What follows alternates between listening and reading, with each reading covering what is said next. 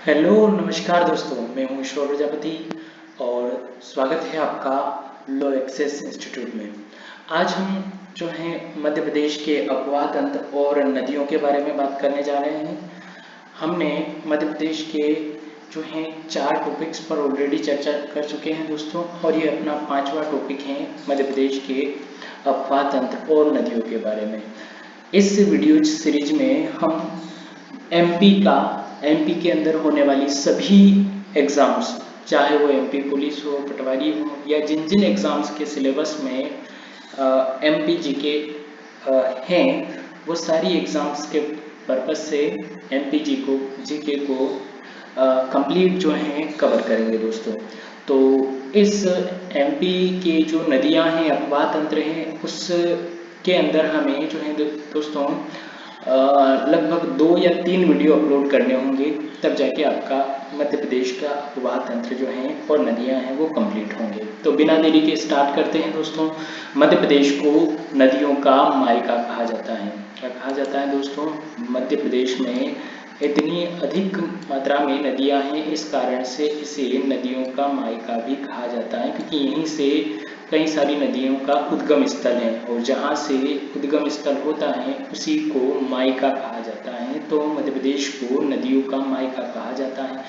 यहाँ से चारों ओर नदियाँ प्रवाहित होती हैं, तथा यहाँ के मैकाल पर्वत श्रेणी, विंध्य पर्वत श्रेणी और सतपुड़ा पर्वत श्रेणी से नदियाँ निकलती हैं। यहाँ की नदियाँ मौसम पर आधारित हैं, मौसम आधारित नदियाँ हैं। यहाँ पर जैसे गर्मियों में अधिकतर नदियों में पानी सूख जाता है, इसलिए ये मौसम आधारित नदियाँ कही जाती हैं। तो इस चैप्टर के अंदर हम कवर करेंगे 2-3 वीडियो में ये सारे टॉपिक्स, मध्य सामान्य परिचय नदियों के बारे में, अपवाह तंत्र, यहाँ की कौन कौन सी प्रमुख नदियाँ हैं, उन सभी नदियों को चार्ट के थ्रू, मैप के थ्रू अपन देखेंगे।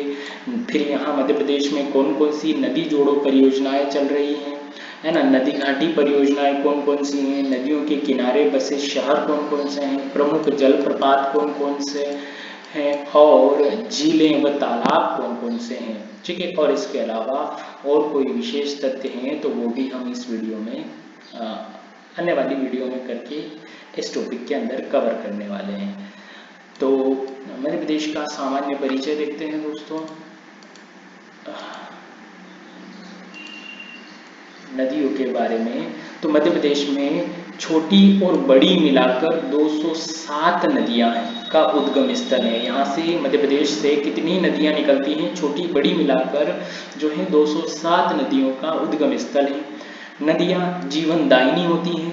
इससे न केवल पीने का स्वच्छ जल अपितु आवागमन, है ना, एक स्थान से दूसरे स्थान पर जाने के लिए हमें आवागमन, मनोरंजन, जल विद्युत और सिंचाई हेतु ये हमें बहुत ही मदद करती है। इसीलिए नदियों को जीवनदायिनी कहा जाता है।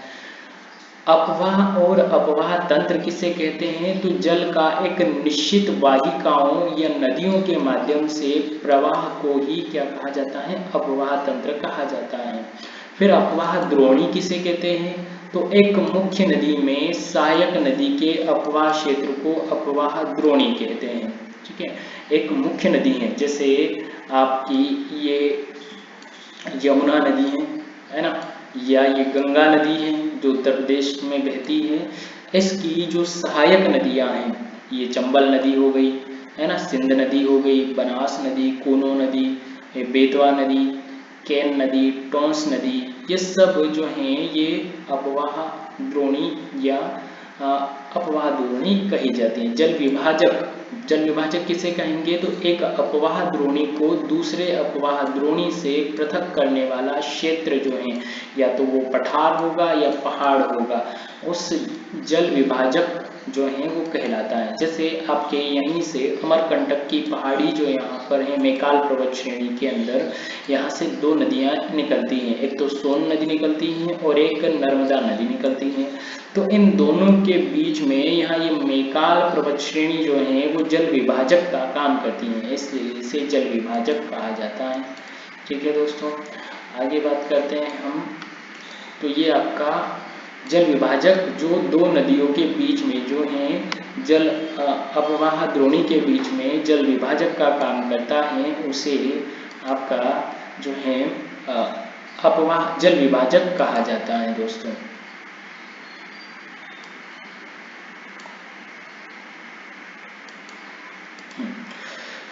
फिर बात करें अपवाह प्रतिरूप, तो मुख्य नदी व सहायक नदियों द्वारा निर्मित जाल या दृश्य स्वरूप को अपवाह प्रतिरूप कहा जाता है। अपवाह प्रतिरूप कहा जाता है। मध्य प्रदेश की सारी जलियों नदियों का जो है आपको अपवाह प्रतिरूप दिखाई दे रहा है, जहां पर मध्य प्रदेश की मुख्य नदियां जो कि आपकी नर्मदा नदी है, चंबल नदी है, ठीक है, इन मुख्य नदियों की जो सहायक, इन मुख्य नदियों और सहायक नदियों सबको मिला करके जो एक प्रतिरूप बनता है उसे अपवाह प्रतिरूप कहा जाता है दोस्तों।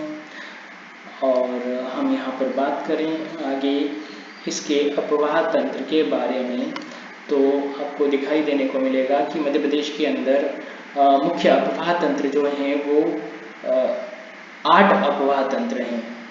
कितने हैं? 8। पहला अपवाह तंत्र है गंगा यमुना अपवाह तंत्र। सबसे बड़ा अपवाह तंत्र मध्य प्रदेश का गंगा और यमुना अपवाह तंत्र। गंगा नदी और यमुना नदी मध्य प्रदेश से नहीं गुजरती हैं दोस्तों, ये उत्तर प्रदेश से गुजरती हैं, लेकिन मध्य प्रदेश की मुख्यतः अधिकतर नदियां जो हैं वो गंगा और यमुना अपवाह तंत्र के अंदर जाती हैं। तो ये जो आपका ये जितना भी ये इधर अपवाह तंत्र, ये जो ग्रीन डार्क हल्का ग्रीन कलर का जो आपको ये एरिया दिखाई दे रहा है, यहाँ से लेकर ये इतना ये पूरा जो अपवाह तंत्र है गंगा यमुना अपवाह तंत्र। फिर ये जो नर्मदा अपवाह तंत्र की बात करें तो ये आपका जो येलो कलर का जो एरिया दिखाई दे रहा है ये नर्मदा अपवाह तंत्र है दोस्तों। फिर बात करें गोदावरी अपवाह तंत्र की, तो ये जो मध्य प्रदेश की बेनगंगा, पेंच नदी, वर्धा नदी, ये जो हैं ये गोदावरी नदी के अंदर जाकर मिल जाती हैं। तो ये जो एरिया दिखाई दे रहा है आपको, ये है गोदावरी अपवाह तंत्र का। फिर बात करें ताप्ती अपवाह तंत्र का, तो यहाँ पर आपकी ये ताप्ती नदी जो निकलती है, तो इस एरिया को जो है वो ताप्ती नदी का अपवाह तंत्र कहा जाता है।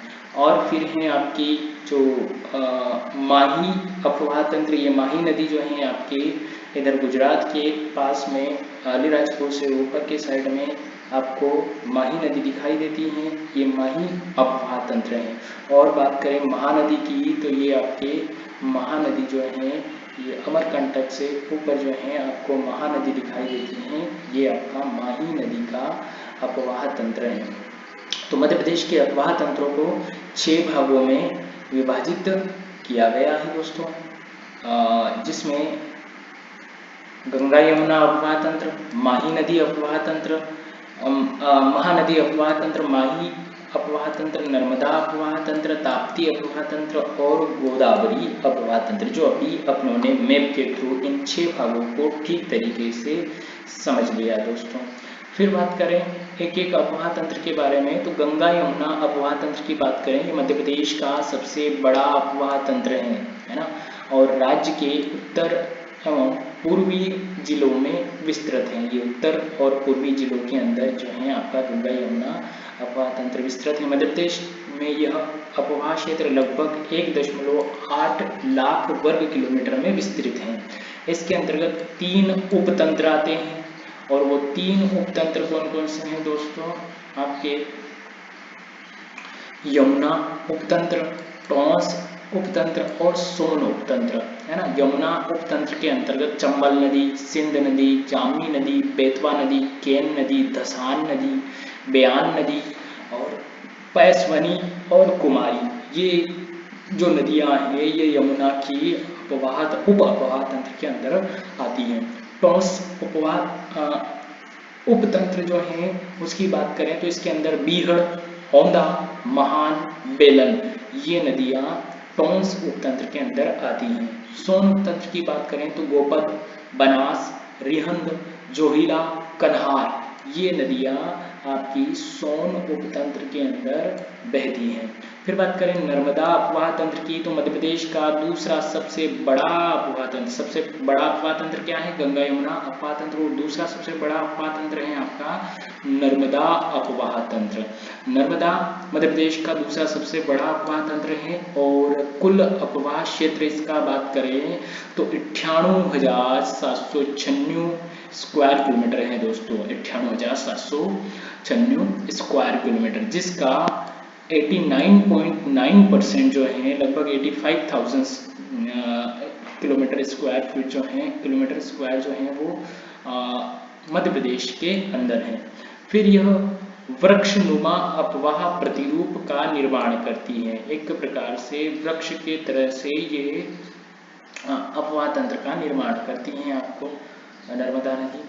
और मैकाल पर्वत के अमरकंटक से ये निकलती हैं। मैकाल जो पर्वत हैं उसके अमरकंटक के मैकाल पर्वत के अमरकंटक की पहाड़ी से निकलती हैं और भ्रंश से बहते हुए ये भड़ोच के समीप, गुजरात का भड़ोच जो है वहाँ जाकर ये खंबात की खाड़ी में गिरती है। इसके बाएं भाग में 22 तथा दाएं भाग में 19 सहायक नदियाँ मिलती हैं। फिर बात करें ताप्ती अपवाह तंत्र की, तो ये ताप्ती अपवाह तंत्र दोस्तों आपको मैप में जो है वो ये यहाँ पर दिखाई देने को मिलता है, ये ताप्ती अपवाह तंत्र। तो इसके बारे में हम बात करते हैं ताप्ती अपवाह तंत्र के बारे में। ताप्ती व उसकी सहायक नदियों से निर्मित है। नर्मदा के समानांतर भ्रंश के बहते हुए खंबात की खाड़ी में, ये भी नर्मदा के साथ साथ समानांतर इक्वल या पैरेलल बहते हुए, ये भी भ्रंश में बहते हुए खंबात की खाड़ी में गिरती है। इसके अपवाह क्षेत्र की बात करें तो 65,145 स्क्वायर किलोमीटर हैं तथा 9,800 किलोमीटर मात्र इसका मध्य प्रदेश में है। सहायक नदियों में बात करें तो इसकी पूर्णा, गिरना, अनेर, अंबोरा, उतावली व कालीभीत आदि इसकी सहायक नदियां हैं ताप्ती नदी की। फिर बात करें ताप्ती अपवाह तंत्र की, फिर बात करें अपन गोदावरी अपवाह तंत्र की। दक्षिण की ओर प्रवाहित होने वाली नदियों के सहयोग से ये गोदावरी अपवाह तंत्र आपका बनता है दोस्तों। ये रहा आपका गोदावरी अपवाह तंत्र, जो दक्षिण की ओर बहने वाली नदियों के जो सहयोग से मिलकर गोदावरी अपवाह तंत्र बनता है। इसकी सहायक नदियों की बात करें तो बेनगंगा, पेंच और वर्धा जो नदी है, इसकी सहायक नदियां हैं गोदावरी अपवाह तंत्र। मध्य प्रदेश के 5 उप बेसिन बेनगंगा, बाग, बावनथड़ी, पेंच व कान्ह उप बेसिन इसमें शामिल है। मध्य प्रदेश में इसका कुल अपवाह क्षेत्र 23,388 स्क्वायर किलोमीटर है।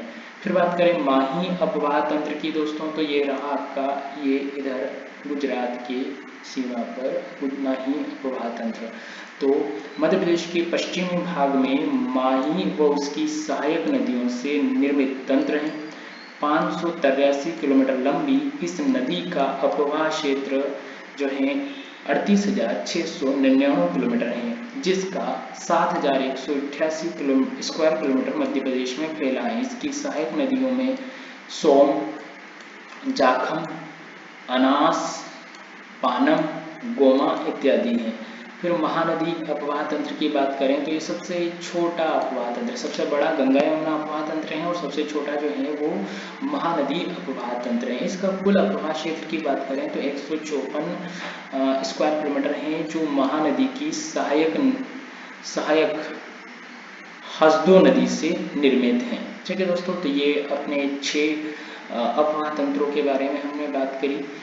और क्या आप ये जानते हैं कि बड़ी नदियों के अपवाह क्षेत्र को, बड़ी जो नदियां होती हैं उनके अपवाह क्षेत्रों को नदी द्रोणी व छोटी नदियों के अपवाही क्षेत्र को जल सांभर जो है वो कहा जाता है दोस्तों।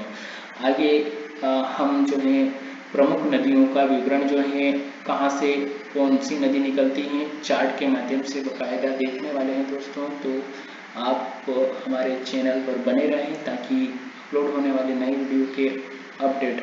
इस वीडियो में मतलब जो आगे वाली वीडियो है उसमें हम जो है इस मैप के माध्यम से कि नर्मदा नदी कहाँ से निकलती है, चंबल नदी कहाँ से निकलती है, ताप्ती नदी कहाँ से निकलती हैं, और फिर एक एक नदी के बारे में, जैसे ये नर्मदा नदी है वो आपके अमरकंटक से निकलती है और इसके अंदर कौन कौन सी नदियाँ शामिल होती जाती हैं और कौन कौन से बांध कहाँ कहाँ बने हुए हैं, वो सारी चर्चा हम आने वाले वीडियो में करने वाले हैं। तो बहुत ही मज़ा आने वाला है दोस्तों।